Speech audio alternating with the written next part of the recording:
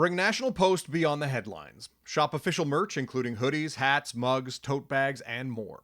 Designed for readers who like their journalism bold. Visit postmedia.store today.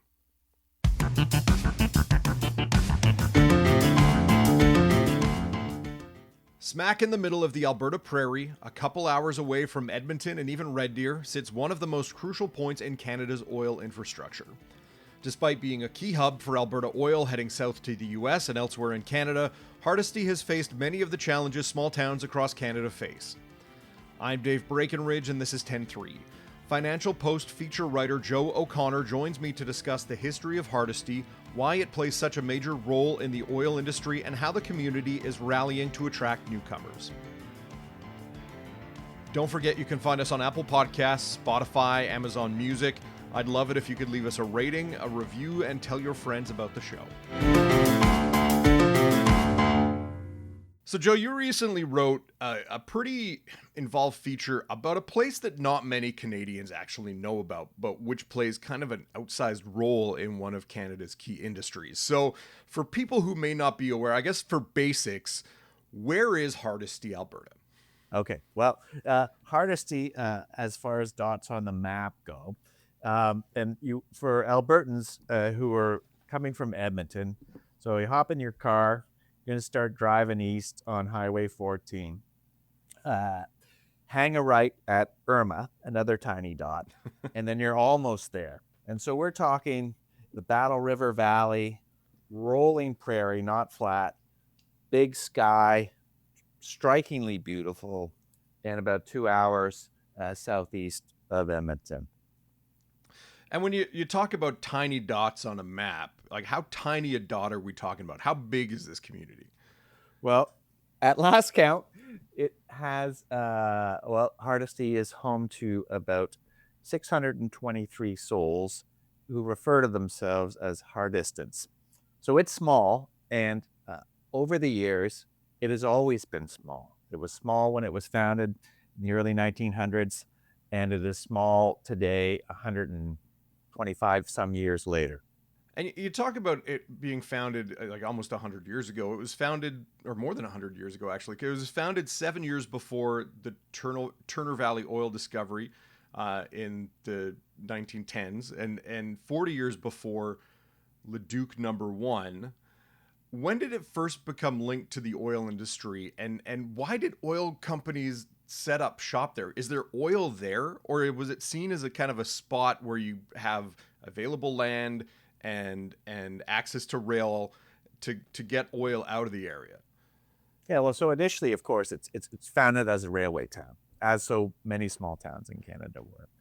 And then it wasn't until about the 1950s, a company called Gibson Energy. There wasn't oil in Hardisty proper, but there's a place called Lake Thompson. So there were oil fields that were getting drilled, and Gibson thinks, okay, this is a place where we've got some pipelines running near to, so we're going to plant our flag here and then start to build some storage capacity for the oil here. So it's small, but in the 50s, Gibson, whoever was in charge of that company in that day, decided this is the place. And I'm not sure exactly why they decided that was the place, but the best reason was it was proximity to pipelines that by the early 60s are piping about 1 million barrels of oil a day to mostly Eastern Canada and some to the US.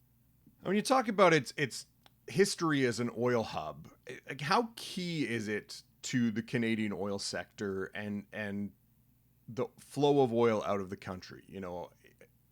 Just kind of in general its role, but also specifics when we talk about how much oil is moving through Hardisty, how many barrels per day, and how much money does that equate to? Well, when you talk about its importance in the industry, it's not important, it's essential. Like, this is the place. And by that I mean it's got a storage capacity there for 40 million barrels of oil. Every day, about 4.2 million barrels of oil flows through Hardisty. Now, what does that mean? What are the dollars and cents? That's about $500 million worth of oil, according to the Alberta government. And by my math, and granted, I have a couple history degrees, but as far as I can do the math, it's about $180 billion annually are Wow. flowing through Hardisty. And what does that mean? That means taxes, tax revenue, and oil royalties flowing back into Edmonton and flowing back to Ottawa. And what does that mean? That means, we're building our highways, we're building our ports, we're funding our hospitals, we're all the other expenses that make for, the great wealthy Canadian society. A good chunk of them, or a percentage of them, are coming from a place with 623 people. Mm-hmm. And when we talk about the companies that are involved in moving this through, is it kind of a smattering of some of the major players in the Canadian oil industry, or what companies are in the mix here?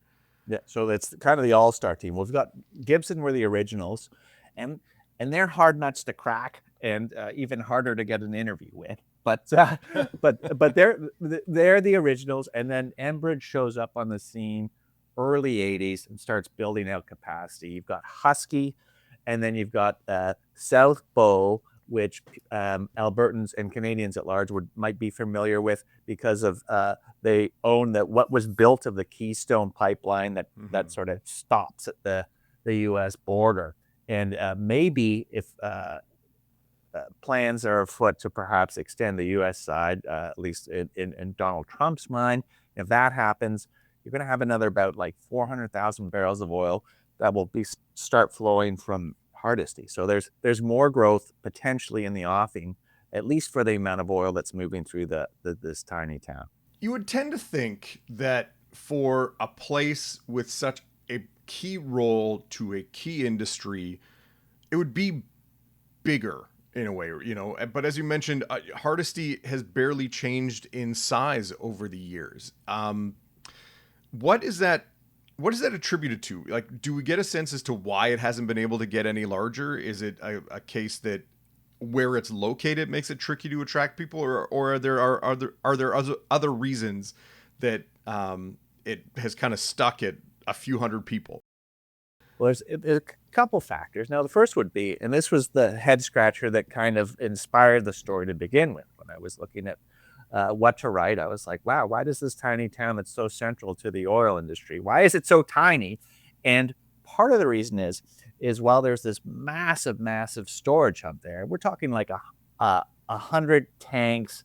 Each one holds about 250,000 or more barrels of oil. And then there's a storage underground. So there's just a ton of black gold right there, right? And so there must be tons of people, I thought.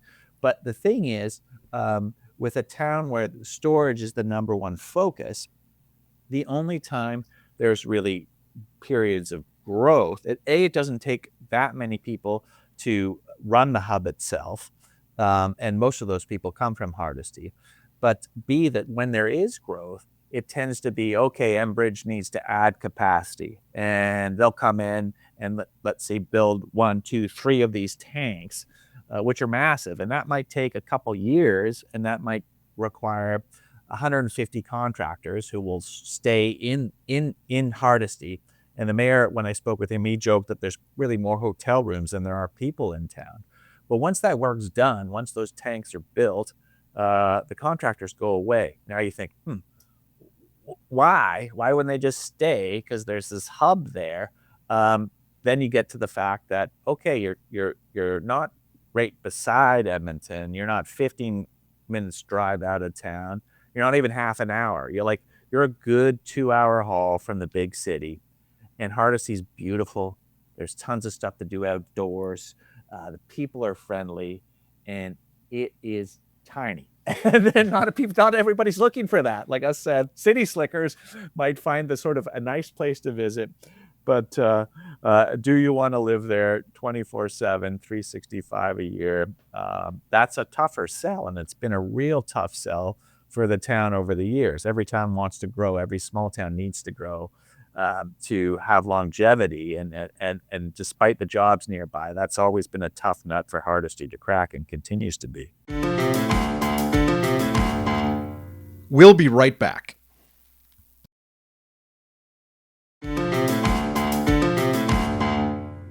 What it residents have to say about the community, like the fact that it's smaller, or the fact even just kind of living there in the shadow of this massive industry? How do they feel about kind of the role the town plays, but also it's kind of remaining quite quaint? Yeah, that was the interesting thing too, like, right? Like, okay, it's got this beautiful setting, but oh, by the way, if you just look to the outskirts of town, there's this massive industrial presence. So maybe not everyone's looking for that, right? But the town proper itself, it's classic, stereotypical, don't lock your doors friendly. And that's a big draw. Second draw, you can get a house, 3 bedrooms that would cost you over $1 million in Toronto. It's costing you $200,000 in Hardisty. So it's affordable. It's when the community needs something, everybody pulls together. And the oil companies, they employ, of the working age population, probably about 80% of the town actually works at the terminal.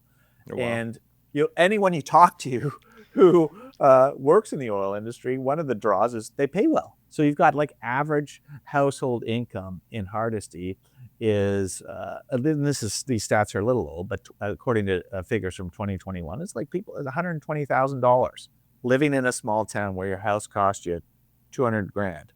So the buck can be stretched a long way.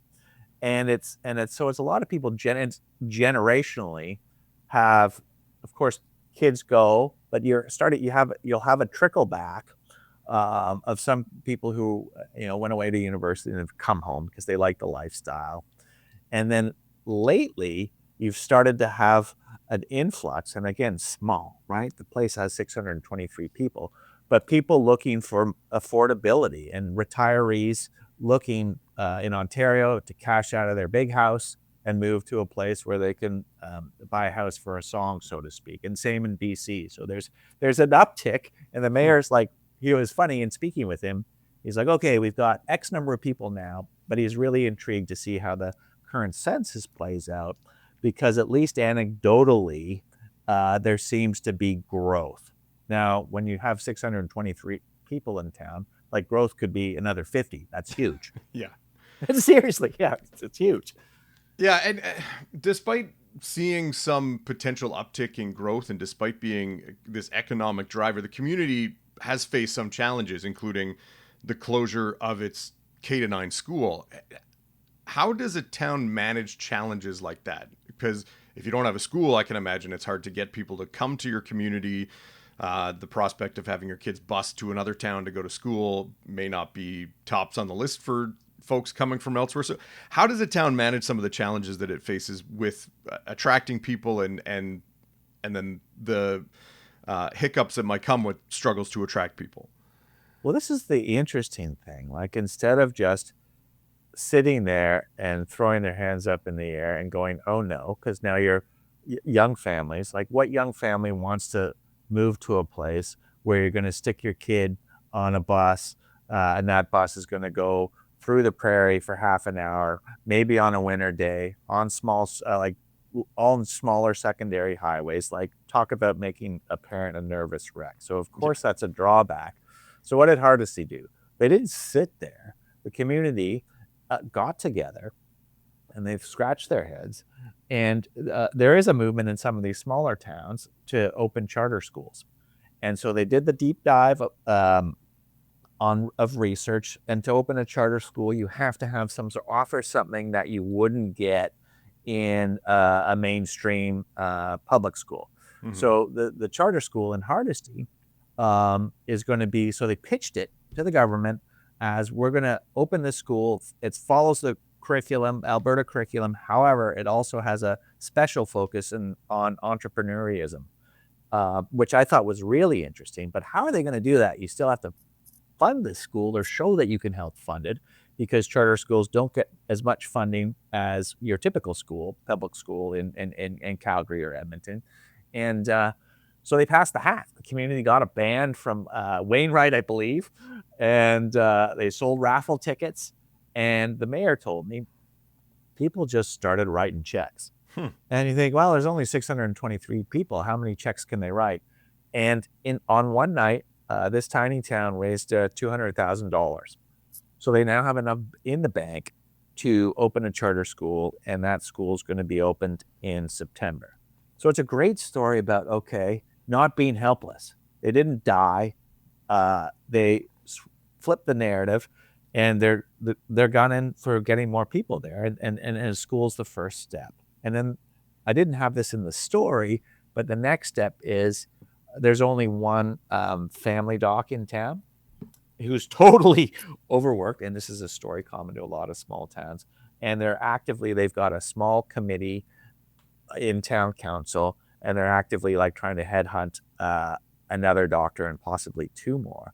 So it's a really sort of engaged, proactive, dreaming big, and big could be 1,000 people kind of place. Mm-hmm. Can you think of another community like this elsewhere that is such a hub for oil activity, for being such a key component of an industry like this? Is there a comparable elsewhere? Well, the closest sort of comparable would be down in Cushing, Oklahoma. And it is oil storage USA, so to speak. And it sort of dwarfs, I think, and it's at least double the size of Hardisty in terms of storage capacity. And it's similarly sort of traces its start growth, I guess, back into the 1940s. And so Cushing, wow, what's going on there?